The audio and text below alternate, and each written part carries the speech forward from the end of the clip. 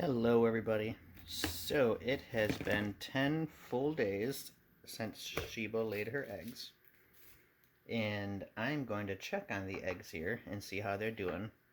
And I can already tell, I haven't even gotten this off yet, and I know there is one really foul egg in here. I can smell it right through this. Oh yeah, that is one foul egg up here in the corner, and that is the one with the X on it that Sheba kicked out. So, remarkably, somehow there was a living vein, embryo, all of that. Everything was growing inside this egg just fine, it looked like. But somehow Sheba knew that was not going to survive. Don't know how these things do it, but that's the case. So I'm going to remove that really quick.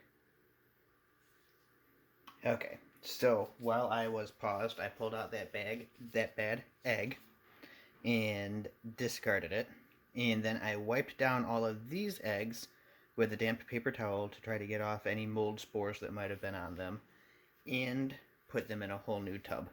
So that egg was pretty bad, and I don't want that mold to continue to grow in the tub around the egg, so I just swapped out the tub. I've got several of these on standby.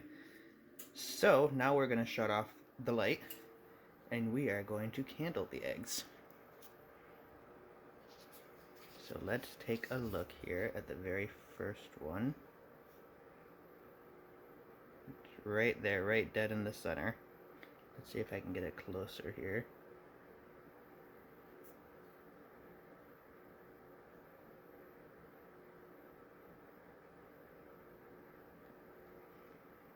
Try the next one.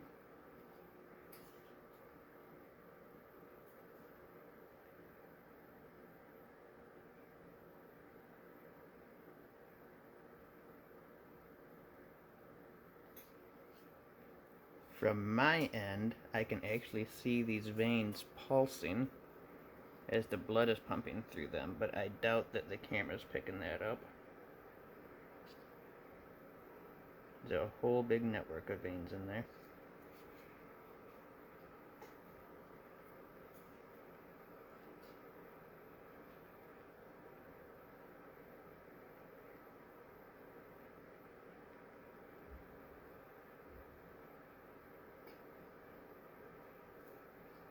Okay, so these other four for this tub are in good condition. I'm going to completely replace the press and seal on here as well.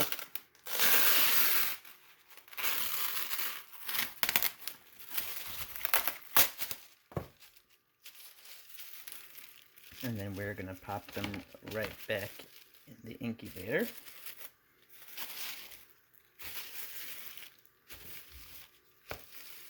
With a new lid, because I don't want the inside of that lid to have any mold on it.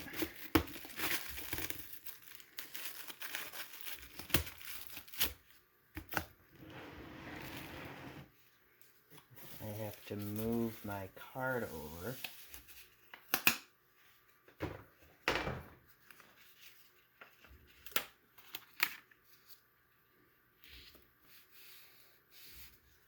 And I will update the info on the card here.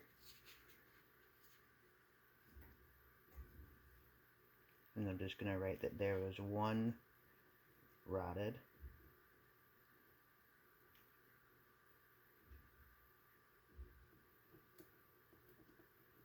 And update this to 4 eggs in that box.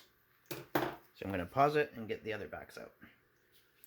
Okay, I can already tell that this box does not have bad eggs in it, or at least not rotted eggs. I'm going to peel that back. I can't smell them at all, and they all look pretty good, so we will shut off the lights and camera them, or candle them, sorry.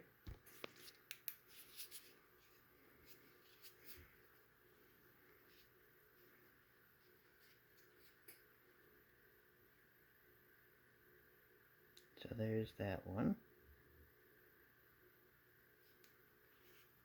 So that's egg number 5. Doing well.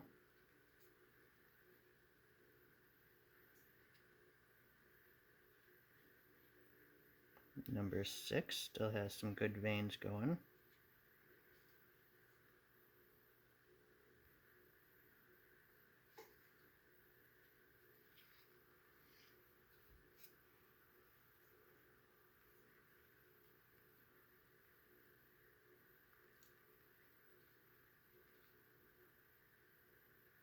Seven, and then these darker spots up in here are where these eggs were stuck together. So that's just the loose flaky shell from where I peeled the eggs apart, not anything to be concerned with. And here is the 8th egg.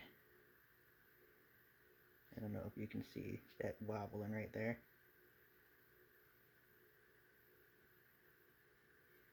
That little tiny thing wiggling around right there, that is a little baby snake. What is that? Probably 1.5 inches long.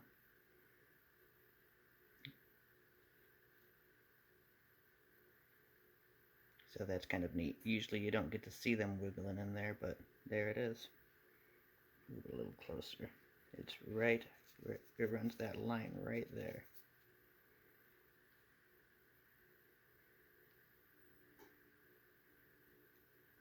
Of course, now it's going to hold still, but hopefully you got to see that. Hopefully the camera captured that. I'm going to put that back.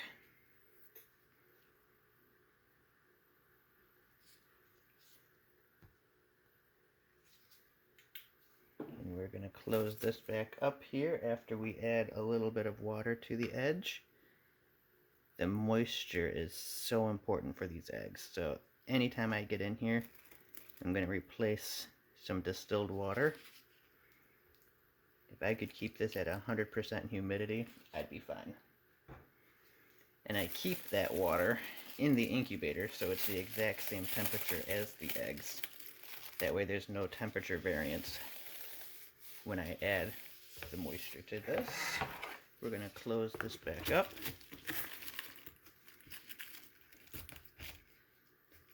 And I'm going to put it back in the incubator. And then I thought I'd give just a quick look inside the incubator here. You can see both of the tubs. In the background you can see the fan that circulates the heat through the entire incubator.